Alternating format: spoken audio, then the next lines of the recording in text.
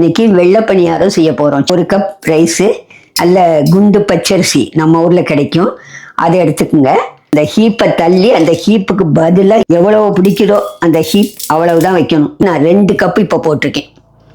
2 cup அதை இந்த உளுந்து இப்படி எடுத்து அதை போட்டு ஊற வச்சுருக்கேன். 4 hours ஊற வச்சுருக்கோம். நம்ம ஊரில் 2 hours 2.5 hours ஊற வச்சா போதும். இப்போ நைஸாக மாவு அரைச்சி எடுத்தாச்சு. இதில் 1 ஸ்பூன் சர்க்கரை, தேவையான அளவு உப்பு, 1 டேபிள் ஸ்பூன் பால். இப்போ எல்லாத்தையும் கலக்கியாச்சு. கலக்கி நம்ம எவ்வளவு கன்சிஸ்டன்சி வேணுமோ அதை வச்சுக்கிட்டோம்.